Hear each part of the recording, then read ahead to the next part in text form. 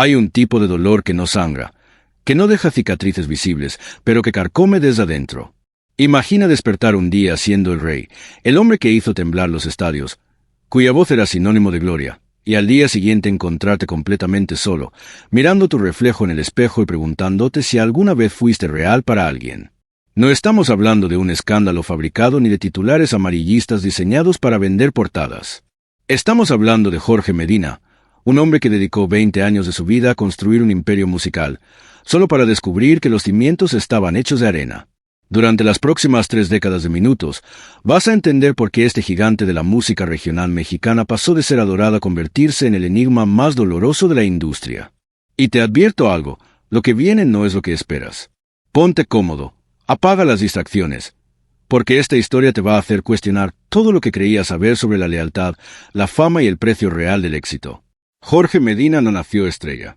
Nació gritando, como todos, pero sus gritos eventualmente se convirtieron en melodías que México entero tarareaba sin darse cuenta. Creció en Sinaloa, tierra de narcocorridos y bandas sinaloenses, donde la música no es solo entretenimiento, es identidad, es sangre. Desde niño supo que su voz era diferente, que tenía algo que hacía que la gente volteara cuando cantaban las verbenas de pueblo, esas fiestas polvorientas donde tequila corre más rápido que las promesas. Pero el camino hacia la arrolladora banda El Limón no fue un cuento de hadas. Fue sudor, carretera, noches en vela, cantinas oscuras donde el aplauso era tan escaso como el dinero. Sin embargo, algo en él brillaba con una intensidad que no podía ser ignorada. Y cuando finalmente llegó su oportunidad, cuando le pusieron el micrófono en la mano y le dijeron, ahora es tu turno, Jorge no lo soltó durante 2 décadas. Se convirtió en el alma de la arrolladora, el rostro que la gente reconocía, la voz que hacía llorar a las madres y suspirar a las enamoradas. Los estadios se llenaban, los discos se vendían como pan caliente. Y por un momento, solo por un momento, Jorge Medina creyó que había llegado a la cima. Pero aquí es donde la historia comienza a torcerse. Porque en la industria musical, especialmente en el regional mexicano, el éxito no es un trono seguro. Es una silla eléctrica donde todos esperan que te electrocutes. Las crónicas sugieren que los primeros años fueron armoniosos, o al menos eso querían proyectar hacia afuera. Pero dentro de la arrolladora, las tensiones ya estaban ahí, silenciosas, esperando el momento exacto para explotar. Jorge era el líder indiscutible, el hombre que tomaba las decisiones, el que marcaba el rumbo. Y eso, en un grupo lleno de egos hambrientos y ambiciones apenas contenidas, es como caminar sobre hielo delgado. Uno de los primeros en sentir el peso de su liderazgo fue un joven que llegó con los ojos brillantes y el corazón abierto, admirando a Jorge como si fuera un padre. Su nombre era Josie, y lo que sucedió entre ellos es el primer capítulo de una serie de fracturas que eventualmente destruirían la confianza de Medina en todo y en todos. Existen registros de incidentes que plantean una duda razonable sobre la dinámica interna del grupo. Una noche, durante una gira por Sinaloa, en medio de conversaciones triviales sobre coches nuevos y lujos recién adquiridos, Jorge hizo un comentario. Un chiste, según él. Una humillación, según Josie. No todos pueden soltar el Nissan, soltó entre carcajadas, refiriéndose al viejo automóvil que uno de los integrantes aún conducía. Las risas llenaron el espacio, pero Josie no abrió la boca. Algo se rompió en ese momento, algo invisible pero devastador. Porque no se trataba solo de comentario, se trataba del poder, del recordatorio constante de quién mandaba y quién obedecía. Muchos se preguntan si lo que vino después fue inevitable o si pudo haberse evitado con una simple disculpa, con un gesto de humildad. Pero Jorge Medina no era un hombre que pedía disculpas fácilmente. Había aprendido a sobrevivir siendo firme, siendo autoritario, siendo el que no se dejaba pisotear. Y en un mundo donde la debilidad se castiga sin piedad, mostrar vulnerabilidad era un lujo que no podía permitirse. Mientras tanto, los productores hacían lo suyo. Susurraban al oído de Josie que su momento estaba llegando, que Jorge ya había tenido su gloria y ahora era tiempo de una nueva generación. Y a Jorge le decían lo contrario, que el joven venía a quitarle el trono, a robarle lo que tanto le había costado construir. La paranoia empezó a crecer como una planta venenosa, alimentada por terceros que se beneficiaban del conflicto. Porque en la industria musical, el drama vende, las rivalidades llenan titulares, y mientras los artistas se destrozan entre sí, siempre hay alguien en las sombras contando el dinero. Para el año 2017, Jorge Medina tomó una decisión que sacudiría todo. Se fue. Abandonó la arrolladora Van del Limón, la agrupación que él mismo había llevado a la cima, y decidió volar solo. Pero la salida no fue tranquila, fue explosiva, ruidosa, llena de especulaciones y versiones contradictorias. Y Josie heredó el micrófono principal, junto con toda la presión, toda la duda, todo el veneno que habían sembrado en su cabeza. Ahora bien, si crees que Jorge se marchó buscando paz, te equivocas. Se marchó buscando aire, sí, pero también buscando reivindicación. Quería demostrar que no necesitaba a nadie, que su voz era suficiente, que él era la arrolladora, no el grupo. Tenía un disco casi terminado, un proyecto que simbolizaba su renacimiento. 99% listo, solo faltaba un suspiro para lanzarlo al mundo. Pero antes de que pudiera cantar una sola nota, alguien le cortó las alas. Y ese alguien no fue un desconocido. Fue José Ángel Ledezma, conocido en el ambiente como el Coyote, una figura respetada, un veterano del regional mexicano. Las declaraciones de Ledezma fueron lapidarias. Frente a las cámaras, sin filtros, soltó que a Jorge ya se le había pasado el arroz, que intentar una carrera solista a esas alturas de la vida era un error, que debería retirarse con dignidad antes de hacer el ridículo. Imagina eso por un segundo. Imagina que llevas 20 años entregándolo todo, sacrificando tu salud, tu familia, tu estabilidad mental, y justo cuando decides empezar de nuevo, alguien a quien respetas te dice públicamente que ya no sirves, que tu tiempo se acabó. No fue una crítica constructiva, fue una sentencia de muerte artística. Y lo peor de todo es que otros empezaron a repetir el mantra, como si las palabras de Ledezma fueran verdad absoluta. Los medios se cebaron con la controversia, los titulares enfatizaban su salida polémica más que su talento, y Jorge sintió por primera vez en su vida algo que nunca había experimentado: miedo escénico. Miedo a fracasar, miedo a demostrar que tal vez el Coyote tenía razón. El disco quedó archivado. Las giras se cancelaron. Y Jorge Medina, el hombre que había hecho temblar estadios, se encontró en un silencio ensordecedor. Existen testimonios que sugieren que el impacto psicológico fue devastador. Me asesinaron antes de que pudiera abrir la boca para cantar, declaró años después, con una mezcla de amargura y resignación que todavía hoy resulta dolorosa de escuchar. Pero la historia entre Jorge y el Coyote no terminó ahí. Porque en el año 2021, cuando el mundo estaba de rodillas por una pandemia global, cuando las calles estaban vacías y los hospitales colapsados, un vídeo empezó a circular en redes sociales. En él, José Ángel Ledezma, junto con otros artistas, celebraba una fiesta masiva, sin mascarillas, sin distancia, sin el menor rastro de responsabilidad. Jorge, que en ese momento estaba confinado cuidando a sus padres enfermos, sintió que le hervía la sangre. Y esta vez no se quedó callado. A través de sus redes sociales lanzó un mensaje directo, sin nombres pero con destinatario claro. Es inaceptable bailar sobre el dolor y el sufrimiento ajeno. Para el gran público fue una lección de moralidad. Pero para quienes conocían la historia, fue un misil teledirigido hacia Ledezma. Los puentes quedaron dinamitados para siempre. Nunca se sentaron a hablar, nunca hubo un gesto de reconciliación. Y cuando coincidían en algún evento, el silencio entre ambos era tan denso que se podía cortar con un cuchillo. No había odio, había algo peor: decepción. Jorge no buscaba pelea, buscaba empatía, esperaba que alguien de su generación entendiera el dolor de volver a empezar cuando todos te dan por muerto. Pero no la encontró. Y si pensabas que la traición de un colega es dolorosa, espera escuchar lo que sucedió con Germán Montero.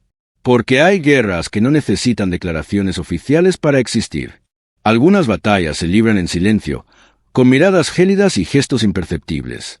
Jorge y Germán fueron columnas vertebrales de la arrolladora en diferentes épocas, dos gargantas forjadas en la misma cantera pero condenadas a la colisión. Por un lado estaba Montero, el joven hambriento con carisma arrollador. Por el otro, Medina, el veterano que había cimentado el imperio ladrillo a ladrillo. Compartieron escenarios, giras interminables, sesiones de grabación que parecían no tener fin. De puertas para afuera vendían respeto mutuo, pero de puertas para adentro, cada ovación era una declaración de guerra. Muchos dentro de la agrupación recuerdan un incidente que marcó el quiebre definitivo. Durante una gira, en medio de la madrugada, Jorge se bajó del autobús de la banda para fumar un cigarrillo y despejarse. Cuando se giró para volver, el vehículo ya había arrancado, dejándola abandonada en una carretera perdida. La versión oficial habló de un despiste, de un olvido involuntario. Pero Jorge lo interpretó de manera muy diferente. Existen olvidos que no se planifican, pero que se disfrutan con gusto, sentenció años después con una ironía amarga. Fue en esa cuneta donde comprendió que la soledad también viaja en autobús de lujo, que estar rodeado de gente no garantiza compañía real. Pasaron los años y cada uno tomó su rumbo. Germán Montero arrancó su carrera en solitario con fuerza arrolladora, cosechando ventas y consolidando su nombre. Pero irónicamente, en cada rueda de prensa, la sombra de Jorge Medina regresaba para atormentarle. En una ocasión, con una mezcla extraña de admiración y veneno, Montero declaró que Medina era prácticamente una deidad en el escenario. Jorge, por su parte, no entró al trapo de los insultos y prefirió contestar con música, convirtiendo cada estrofa en terapia. El destino volvió a cruzar sus caminos años después en un evento en Guadalajara. De cara a las cámaras regalaron sonrisas ensayadas, pero en la intimidad de los camerinos el ambiente era gélido. Montero, pragmático, declaró que no tendría problemas en colaborar profesionalmente, no por afecto, sino porque la guerra ya carecía de sentido. Al enterarse, Medina murmuró con voz rota que ya no quedaba odio, solo cenizas. Sentía que ambos eran perdedores atrapados en un mismo reflejo, como dos pedazos de un espejo hecho añicos. Ahora bien, si en los comentarios crees que todo esto fue simplemente ego de artista, deja un no. Pero si empiezas a sentir que hay algo más profundo, algo más humano detrás de cada conflicto, suscríbete, porque lo que viene ahora va a cambiar completamente tu perspectiva sobre la industria musical. Hablemos de Chuy Lizárraga, porque aquí la historia se vuelve aún más dolorosa. Cuando Jorge abandonó la arrolladora en 2018, estaba destrozado física y emocionalmente. Arrastraba el alma hecha jirones, una reputación manchada por las malas lenguas y el peso de 2 décadas de sacrificio. Pero entre el reducido círculo que se acercó sin piedras en las manos estaba Chuy, quien lo admiraba profundamente y entendía su calvario. Ambos eran hijos de la misma escuela sinaloense, tipos curtidos a base de golpes de realidad y melodías de banda. Por eso, cuando Jorge buscaba un arquitecto sonoro para su debut en solitario, tuvo claro que Chuy era el indicado. Lo consideraba un hermano de trinchera, un aliado vital para reconstruirse desde los cimientos. Y durante una temporada así fue. Las jornadas en el estudio eran maratónicas pero vibrantes, repletas de anécdotas y carcajadas cómplices. Chuy, con su carácter de hierro, dirigía el proyecto como un general, y Jorge al principio se dejaba llevar dócilmente. Pero conforme los focos volvían a apuntar hacia él, también despertaban los viejos fantasmas. El ego, la desconfianza, el afán competitivo. Jorge, tras años de estar sometido a la voluntad de otros, sentía la necesidad imperiosa de tomar las riendas. Chuy, por el contrario, no era hombre de ceder el mando. Y así, entre pequeñas disputas por una mezcla o un arreglo musical, la cuerda de la amistad empezó a tensarse peligrosamente. La bomba estalló mediáticamente en 2021 cuando la prensa comenzó a vender la narrativa de que Chuy y Jorge eran enemigos íntimos. Los titulares se cebaron con unas declaraciones de Medina que, sin decir nombres, lanzaban un dardo envenenado. Si alguien te tiende la mano, no es para que luego se la muerdas. Lizárraga no tardó en salir al paso matizando que no eran enemigos, pero admitiendo que las diferencias habían sido insalvables. Fue esa clase de respuesta diplomática que, intentando sofocar el incendio, solo confirma que hubo fuego y quedan brasas. Aquella colaboración que prometía ser un himno a la hermandad acabó convirtiéndose en un trago amargo. Pasaron meses ignorándose.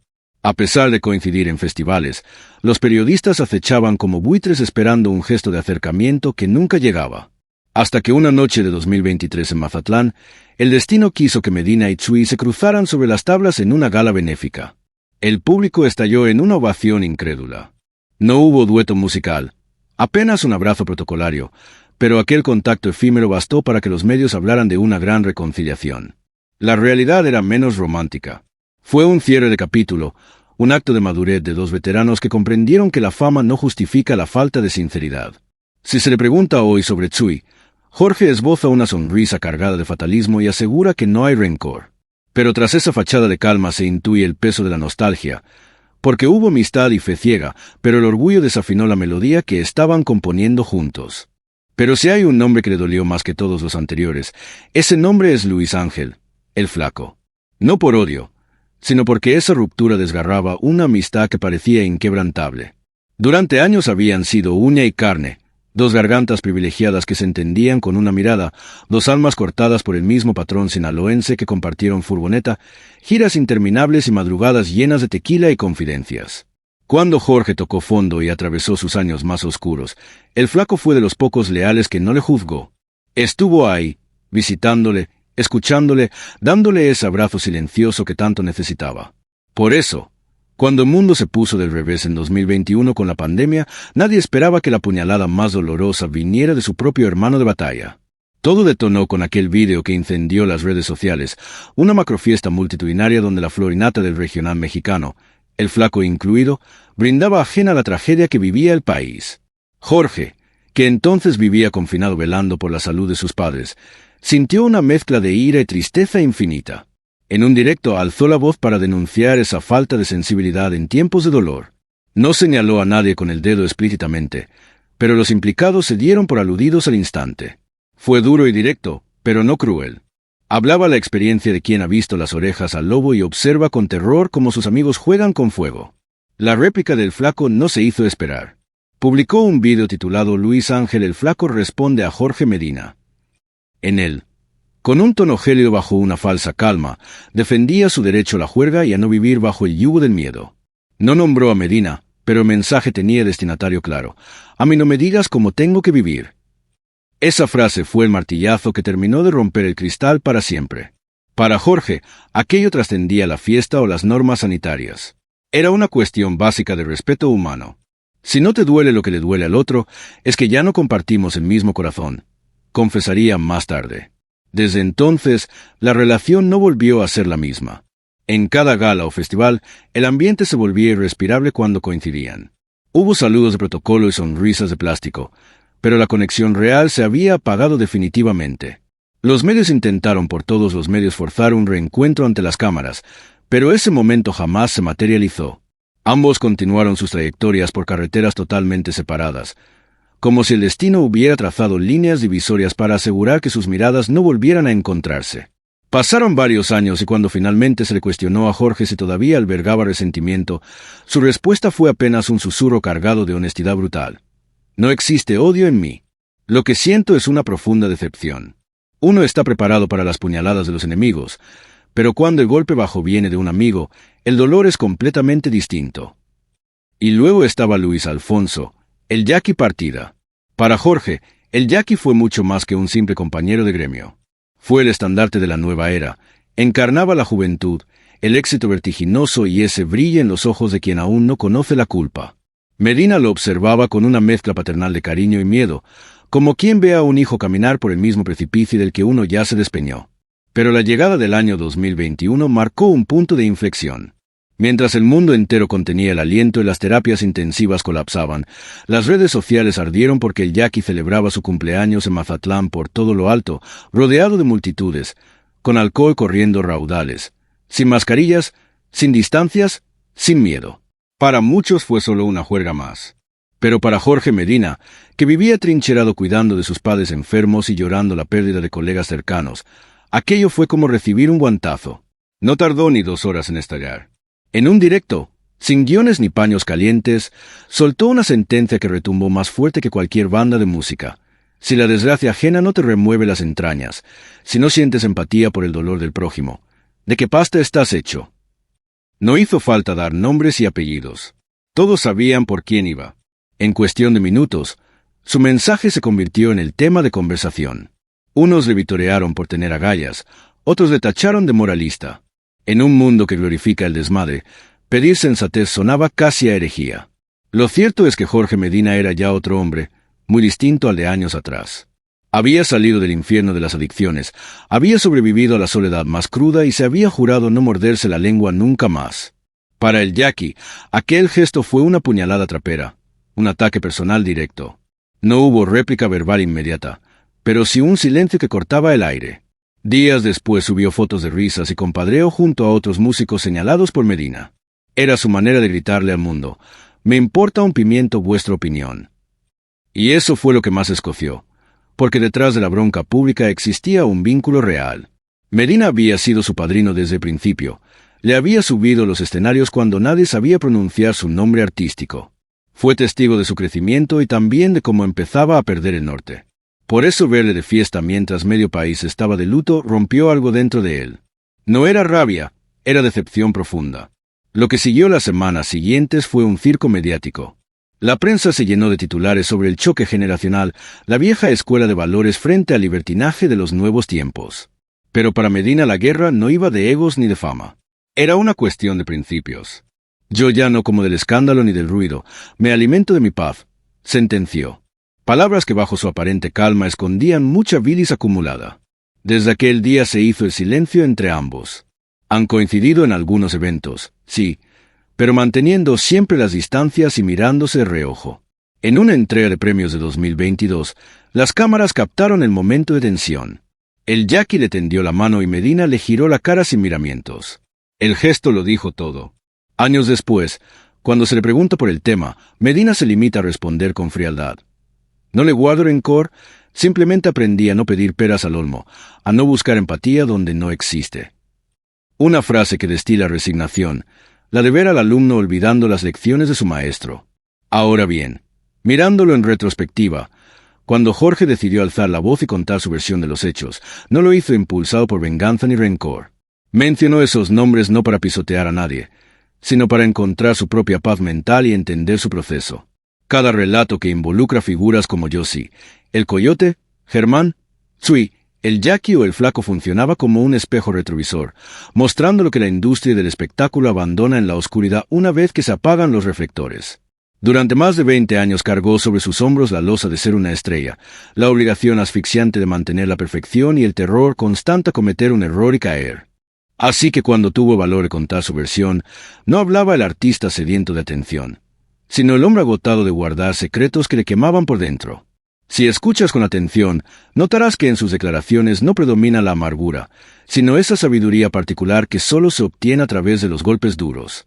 Se percibe en las décadas recorriendo carreteras interminables, pisando tarimas de todo tipo y cerrando tratos que muchas veces se sellaron entre copas y situaciones complicadas. Hubo acuerdos mezclados con llanto, recibiendo ovaciones que irónicamente servían tanto para salvarle el alma momentáneamente como para condenarlo a seguir atrapado en esa rueda giratoria. Tras cada conflicto público había una herida real, y tras esa herida, un instinto primitivo de supervivencia. Como él mismo sentenció con claridad: no los odio, simplemente me fallaron cuando más lealtad esperaba. Probablemente esa sea la declaración definitiva que encapsula toda una trayectoria oscilando entre la gloria máxima del éxito y la desilusión total de las relaciones humanas. Jorge comprendió, tal vez tarde, que el adversario más peligroso del músico no está en la competencia externa, sino en el espejo, el ego desmedido, la soledad absoluta y esa urgencia de ser adorado por una masa que olvida a sus ídolos demasiado rápido. En la actualidad, en este 2026, al tomar el micrófono, ya no busca validar su estatus ante nadie. Canta porque es su forma de respirar, una necesidad vital que le nace de las entrañas. Cada melodía que interpreta se transforma en un acto de redención personal, y cada estrofa que pronuncia es una confesión abierta ante el mundo que lo escucha. Aquel sujeto que en el pasado naufragó en el mar de los excesos, hoy camina con paso firme y autoridad, consciente de que el respeto verdadero no se mide en los aplausos, sino en la tranquilidad que queda después del show. Ese mismo silencio que antaño lo atormentaba como una culpa incesante, hoy suena a paz interior. Mientras la audiencia ve a un sobreviviente de la fama, él se percibe a sí mismo como un cronista de lo vivido. Se ha convertido en testigo de una generación dorada que mezcló peligrosamente el triunfo con la prepotencia, la amistad con la conveniencia y la verdad con el espectáculo mediático. A pesar de que existen detractores que lo juzgan por romper el hermetismo, hay quienes comprenden que sus palabras no buscaban el escándalo barato, sino una necesaria purificación emocional, una catarsis. En cada entrevista y en cada declaración pública reside una lección: que los años no perdonan, que la fama no es medicina para el alma, y que incluso los ídolos más grandes sangran como cualquier mortal. Tras la figura imponente que abarrotaba estadios masivos, subsiste un ser humano que ha aprendido el difícil arte de perdonar sin borrar la memoria, manteniendo la dignidad intacta. Aprendió a interpretar sin necesidad de gritos, a existir sin dar explicaciones constantes, descubriendo que su pilar fundamental no fue ni el dinero, ni la vanidad, ni los premios. Lo que realmente lo mantuvo en pie fue la esperanza inquebrantable de volver a creer que, incluso en un ambiente infestado de traiciones, la música permanece como el último refugio seguro. Jorge Medina no guarda rencores tóxicos contra nadie. Simplemente asimiló la dura lección de que no todo el mundo tiene la capacidad de caminar a tu lado cuando se terminan los aplausos. Y fue precisamente en esa soledad que en otros tiempos sentía como un castigo divino, donde halló su verdad más absoluta e innegable. Descubrió que, en muchas ocasiones, el silencio es la canción más honesta y transparente que un hombre puede llegar a interpretar. Porque al final, la historia de Jorge Medina no es solo la historia de un cantante que enfrentó traiciones y decepciones. Es la historia de un ser humano que aprendió, a golpes y a fuerza de dolor, que la verdadera grandeza no está en cuántos te aplauden cuando brillas, sino en quién se queda cuando la luz se apaga. Y esa, amigos, es una lección que trasciende la música, la fama y cualquier escenario. Es una lección de vida.